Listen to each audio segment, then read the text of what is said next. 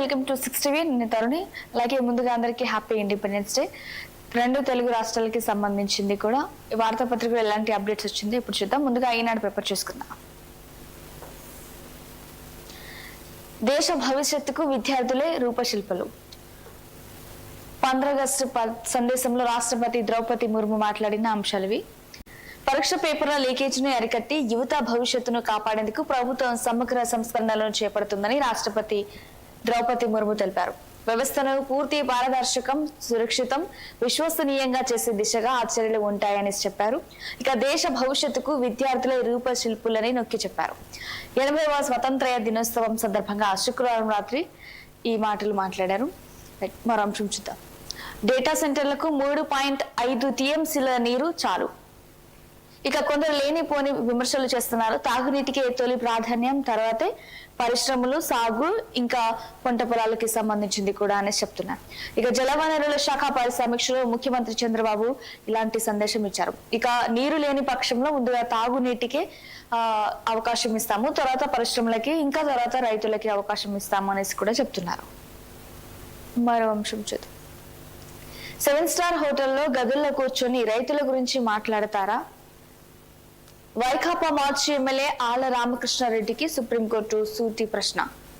రైతులు నష్టపోతే వారి న్యాయస్థానానికి ఎందుకు రాలేదని నిలదీత. చంద్రబాబు నారాయణలపై హైకోర్టు తీర్పును సవాల్ చేస్తూ వేటిన పిటిషన్ను కొట్టివేసింది హైకోర్టు. ఇక 44.20 లక్షల మంది ఓటర్లకు నోటీసులు ఇచ్చింది. వారంతా ముసాయిదా జాబితాలో ఉన్న వారే, లేదంటే మ్యాచింగ్ చేసుకోకుండా వదిలేయడం, తప్పిదాలు లేదంటే లోపాలతో కూడిన వివరాలు ఇవ్వాల్సిందే అని చెప్తుంది. ఇక విచారణలో ఓటర్ల వివరణతో పాటు సంతృప్తి చెందితే తుది జాబితాలో వారి పేర్లు కొనసాగింపు కూడా ఉండాలనేసి చెప్తున్నారు. ఇవి ఈనాడు పేపర్లో ఉన్న అంశాలు. మరో పేపర్ చూద్దాం.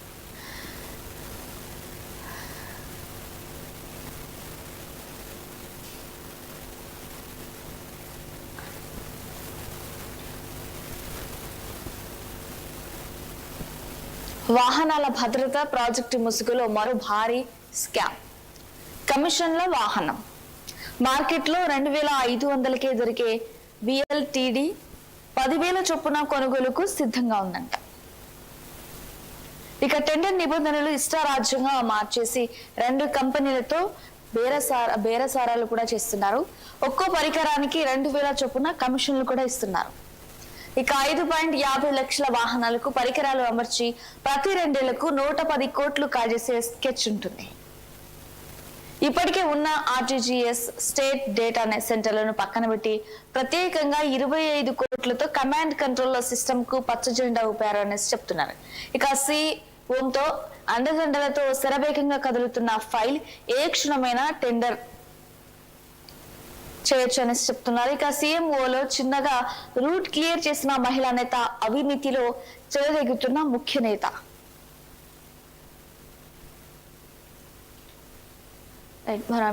బీసీలకు మరో వెన్నుపోటు, 34% రిజర్వేషన్లు ఉత్తుత్తి మాటే అనేసి చెప్తున్నారు. ఆ హామీలను చేయలేకపోతే చేతులెత్తేస్తున్న చంద్రబాబు సర్కార్. ఇక డెడికేటెడ్ కమిషన్ నివేదికతో ఆ మాట చెప్పించిన వైనం.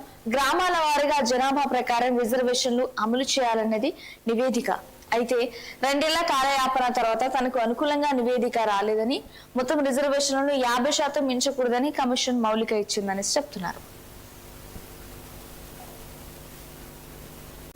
రైట్, ఇవి సాక్షుల అప్డేట్స్. మరో పేపర్ చూద్దాం.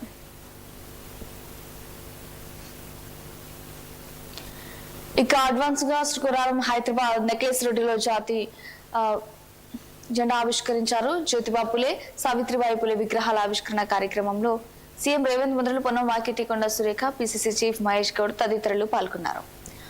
విగ్రహం ఆవిష్కరణ ఫీజు రియంబర్స్మెంట్ బ్యాంకుల వద్ద 250 కోట్లు పెట్టాం అనేసి సీఎం రేవంత్ రెడ్డి చెప్తున్నారు.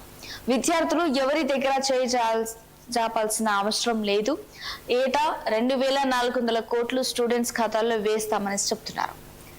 ఇక బహుజన బిడ్డల డాక్టర్లు, ఐఏఎస్లే కాదు ఎంపీలు, ఎమ్మెల్యేలు కావాలి. గత పాలకులు యువతను గొర్రెల బర్రెలుగా పరిమితం చేశారు అని చెప్తున్నారు. ఇక మేము ధైర్యంగా ఎస్సీ వర్గీకరణ అమలు పరుస్తున్నాం. 100 ఏళ్ల తర్వాత దేశంలోనే తొలిసారి రాష్ట్రంలో బీసీ కులగణన చేశాం. కుల నిర్మూలన లక్ష్యంగా యంగ్ ఇండియా రెసిడెన్షియల్ స్కూళ్లు కూడా నిర్మిస్తున్నాం.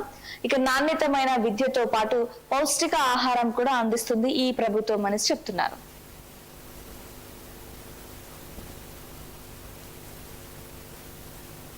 దేశ భవిష్యత్తుకు విద్యార్థులే ఇండిపెండెన్స్ డే ప్రసంగంలో రాష్ట్రపతి ముర్ము చెప్పారు.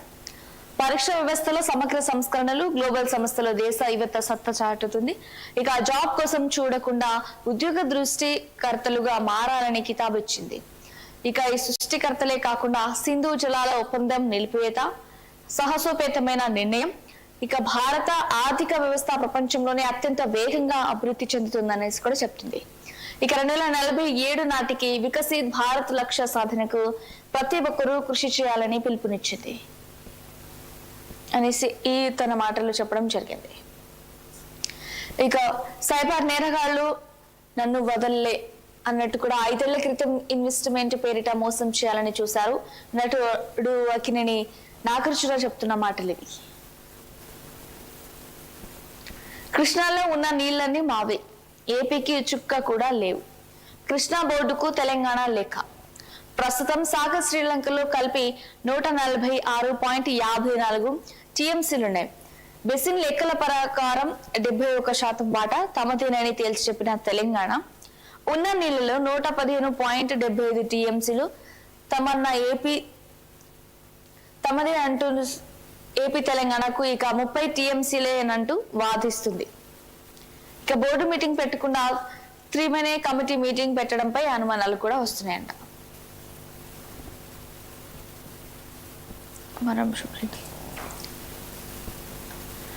ఎస్ఐ పోస్టులకు 37 ఏళ్లు.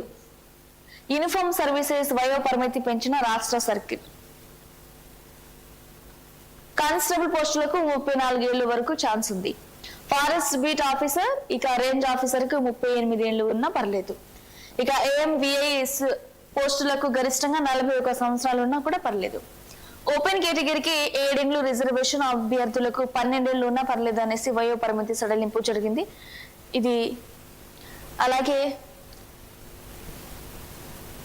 కొంచెం ఇయర్స్ ని కూడా పెంచారు. 30 ఎస్ఐకి 37, కానిస్టేబుల్ కు 34 వరకు. ఇక రేంజ్ ఆఫీసర్లకు, ఫారెస్ట్ ఆఫీసర్లకు 38కి పెంచింది. ఇక AMVI పోస్టులకు కూడా 41 సంవత్సరాలు సడలింపు ఇచ్చింది. సో ఇది తొందరగా కూడా ఆమోదంలోకి తీసుకొచ్చి అప్రూవ్ చేస్తే ఇంకా మంచిగా ఉంటుంది. అది నాకు స్టూడెంట్లకు మధ్య సమస్య, మీ జోక్యం ఎందుకు? Bar council of ఇండియాపై CJI justice Surya Kant ఆగ్రహం వ్యక్తం చేశారు. విద్యార్థులకు నిరసన తెలిపే హక్కుంది, వారినెవరూ ఆపగలరనేసి కామెంట్ చేస్తున్నారు.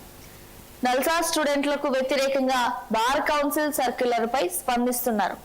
BCI సర్క్యులర్ పై సుప్రీంకోర్టులో పిటిషన్ అలాగే విచారణ వాయిదా పడింది.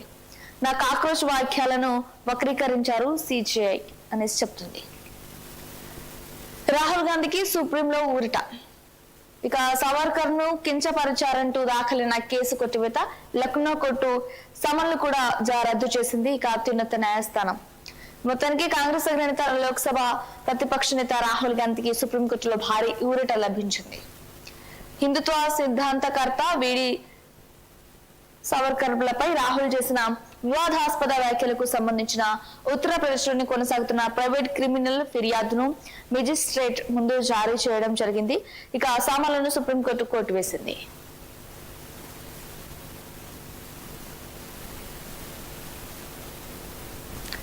ఇక అన్నిట్లో కూడా ద్రౌపది ముర్ము ఏదైతే చెప్పారో అదే హాట్ టాపిక్, టాప్ గా ఉంది. దేశ భవిష్యత్తు విద్యార్థులే ఇండిపెండెన్స్ డే అనేసి చెప్పింది. సో ఇదే మంచి టాప్ గా ఉంది. మరో అంశం దిశ పేపర్లో చూద్దాం. రైట్, యూనిఫామ్ పోస్టులు వయో పరిమితి పెంపు. 5 ఏళ్ల సడలింపుకు అదనంగా మరో 2 ఏళ్లు రాష్ట్ర ప్రభుత్వం ఉత్తర్వులు జారీ చేసింది.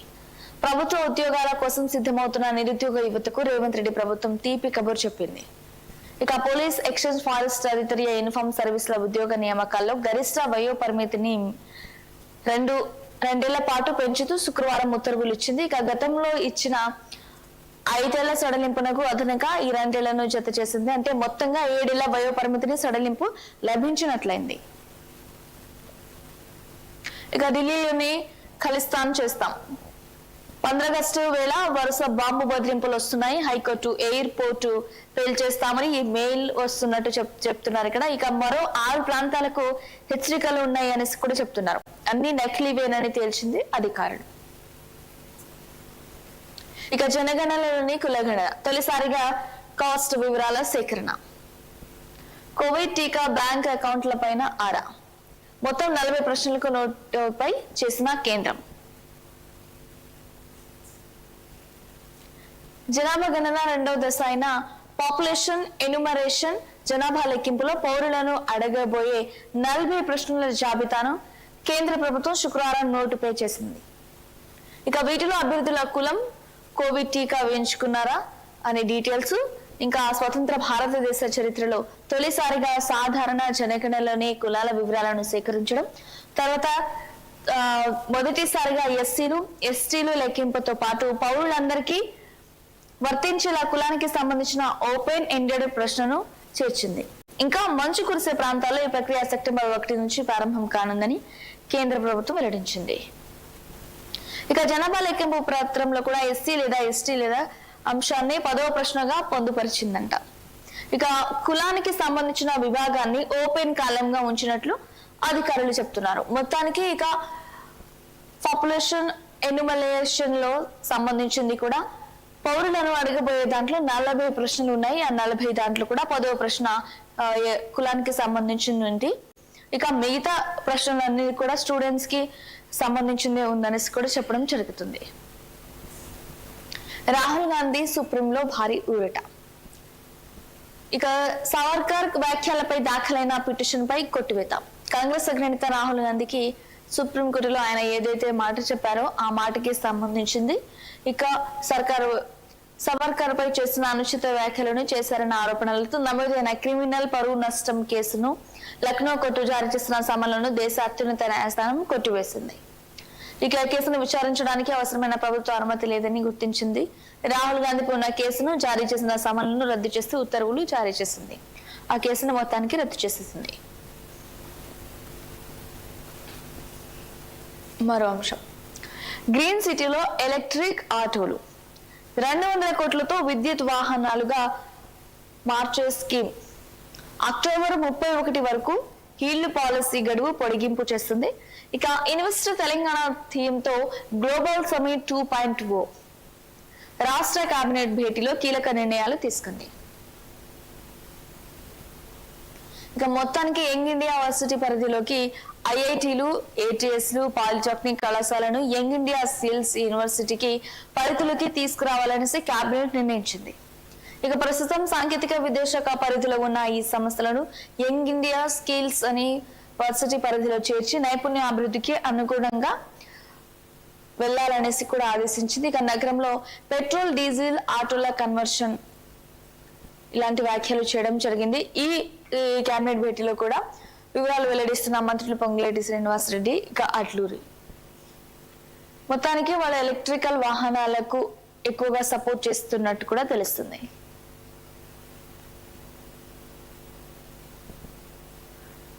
మరోంశం, అమ్మాయిల ఆట బొమ్మలు డ్రగ్స్ సొమ్ముతో బొల్లా కిరణ్ అరాచకాలు, మైనర్ పై లైంగిక దాడులు, అక్రమ రవాణా, గర్భం దాల్చిన వారిపై భౌతిక దాడులు, ఇక డెడ్ డ్రాప్ గంజాయి కేసులో విస్తుపోయే అంశాలు. మరో అంశం, పైసలు ఇస్తేనే ప్రమోషన్, ఇరిగేషన్ పదోన్నతులో అవకతవకలు జరుగుతున్నాయి. డబ్బులు వసూలు చేసిన కొందరు నేతలు నచ్చిన పేర్లతో జాబితా సిద్ధం. సెక్రటరీ నుంచి మంత్రికి చేరిన లిస్ట్. ఇక ఇరిగేషన్ డిపార్ట్మెంట్ లో ఉద్యోగాల ప్రమోషన్ల వ్యవహారం మరోసారి చర్చనీయాంశంగా అవుతుంది. ఇక ఈ నెలాఖరులో మరిన్ని ప్రమోషన్లు ఇవ్వాల్సి ఉండగా ఇప్పటికే జాబితా సెక్రటరీ నుంచి మంత్రికి చేరిన తెలుస్తుంది. అయితే ఈ ప్రమోషన్ల కోసం తయారు చేసిన జాబితాలో అవకతవకలు జరిగినట్లు కూడా ఆరోపణలు వస్తున్నాయి. నిబంధనలు పక్కన పెట్టి కొందరికి ప్రాధాన్యం ఇస్తున్నారనే గుసగుసలు కూడా వినిపిస్తున్నాయట. ఇక కొందరు యూనియన్ నేతలు ఇందులో భాగస్వాములై తమకు అనుకూలంగా ఉన్న ఉద్యోగులకు పేర్లను జాబితాలో చేర్చేందుకు డబ్బులు వసూలు చేస్తున్నారనేది కూడా ఉందంట. ఇక చేశారనే ప్రచారంతో పాటు కూడా ముఖ్యంగా నెలాఖరులో ప్రమోషన్ల ప్రక్రియ పూర్తి చేయాల్సి ఉన్నది. ఇందులో ఏఈఈ నుంచి డిఈలుగా ప్రమోషన్ పొందే వారి పేర్లలో అవకతవకలు జరిగినట్టు సమాచారం. ఇక సీనియారిటీ, అర్హత, ఖాళీలు వంటి నిబంధనలను కూడా ఆధారంగా జాబితా రూపొందించాల్సి ఉండగా కొందరు తమకు నచ్చిన ఉద్యోగాల పేర్లను ముందుకు తెచ్చారనే ఆరోపణలు కూడా వినిపిస్తున్నాయని చెప్పడం జరుగుతుంది. ఇక సెక్రటరీ నుంచి మంత్రికి కూడా ప్రమోషన్లకు సంబంధించిన సంబంధిత ఇప్పటికే ఈఎన్సీ నుంచి సెక్రటరీకి వెళ్ళింది. తాజాగా అదే జాబితా అనేసి చెప్తున్నారు. ఇక దాంట్లో తెలుస్తుంది అర్హులైన వాళ్ళకి ఇస్తారా, లేదంటే అర్హత లేని వాళ్ళకి కూడా అవకతవకలు జరుగుతూ కూడా అలానే వెళ్ళిపోతుందా, ఇక అర్హులైన వాళ్ళకి వచ్చే అవకాశం లేదా అనేసి కూడా ఇక సెక్రటరీ నుంచి వెళ్ళింది కాబట్టి మంత్రి నిర్ణయిస్తారు. ప్రైవేట్ విద్యా సంస్థల అడ్డగోలు ఫీజులు స్వతంత్ర నుంచి 80 ఏళ్ళు అవుతున్న ఆగని దోపిడీ. ఇక విద్యా కమిషన్ మాజీ చైర్మన్ ఆకునూరి మురళి చెప్తున్న మాటలు ఇవి. ఇక ప్రైవేట్ విద్యా సంస్థలో అడ్డగోలుగా ఇక 80 సంవత్సరాలు అవుతుంది మనకు స్వతంత్రం వచ్చి, అయినా కూడా ఇప్పటికీ కూడా స్కూల్స్ ని ఒక బిజినెస్ లాగా యూజ్ చేసుకుంటున్నారు. కాలేజెస్ ని, స్కూల్స్ ని ఒక బిజినెస్ లాగా యూజ్ చేసుకుని ఫీజులు ఎక్కువగా పెంచేసి ఇక ఫీజులు ఎక్కువగా వాళ్ళ నుంచి డిమాండ్ చేసి ఒత్తిడి చేసి తీసుకుంటున్నారు. సో ఇది స్వతంత్రం వచ్చింది కూడా, ఫ్రీడమ్ వచ్చినా కూడా ఇలా చేయడం కరెక్ట్ కాదు. సో ఖచ్చితంగా పరిమితికి తగినంతగా, పరిమితికి సంబంధించిన వింతగా ఎంతవరకు అవసరం ఉందో అంతవరకే ఫీజులు తీసుకోవాలి, ఎక్కువగా తీసుకునే అవకాశం లేదు అనేసి కూడా చెప్పడం జరుగుతుంది. ఇక వయో పరిమితికి మించి బల ప్రయోగం చేయలేరు, విద్యార్థులకు పెద్దగా గాయాలేమీ కాలేదు అనేసి చెప్తున్నారు. ఇక కేంద్ర మంత్రి కిరణ్ రిజిజు చెప్తున్న మాటలు ఇవి. ఇక బీసీఐ తలదూర్చోదు, విద్యార్థులకు నిరసన చేసే హక్కుంది. నల్సార్ వివాదంపై సిజేఐ సూర్యకాంత్ స్పష్టీకరణ చేశారు. విద్యార్థులకు నిరసన తెలిపే హక్కు ఉంటుంది. సో వాళ్ళకి ఎలాంటి హక్కు ఉన్నా సరే వేరే వాళ్ళు తలదూర్చవద్దు అనేసి కూడా ఆయన హెచ్చరించడం జరిగింది. ఇక లాస్ట్ టైం మనం చూసాము పేపర్ లీకేజ్ కి సిజేపీ పార్టీకి సంబంధించింది కూడా స్టూడెంట్స్ కావచ్చు, నిరసనకర్తలే కావచ్చు, అవి వాళ్ళు కాకుండా ఇంకా వేరే వాళ్ళు మతాలకి సంబంధించిన వాళ్ళు, హిందూ, ముస్లిం అనేకి సంబంధించిన వాళ్ళు కూడా, ఇక వేరే వేరే సెలబ్రిటీస్లు కావచ్చు, బయట నుంచి వచ్చిన వాళ్ళు కావచ్చు, ఇంకా కొంతమంది ఉగ్రవాదులు కూడా ఉన్నారు అనేది కూడా తెలియడం జరిగింది. సో ఇదంతా జరుగుతుంది కాబట్టి వేరే వాళ్ళకు అవకాశం లేదు అనేసి చెప్పడం జరుగుతుంది. సో మొత్తంగా చూసుకుంటే ఇవి పేపర్లో ఉన్న అప్డేట్స్. సో మరిన్ని అప్డేట్స్ మళ్ళీ కలుద్దాం. అంతవరకు చూస్తూనే ఉండండి 6 టీవీ. సామాన్యుడి ఆరోపణ.